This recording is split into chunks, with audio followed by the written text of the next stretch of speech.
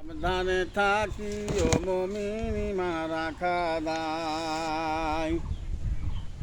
কিয়ামতের আলামত ভাবে বুঝা যায়। সাবধানে থাকি ও মুমিনি রাখা দায়। হে ভাবে ভেবে দেখো বসে নিরালায়,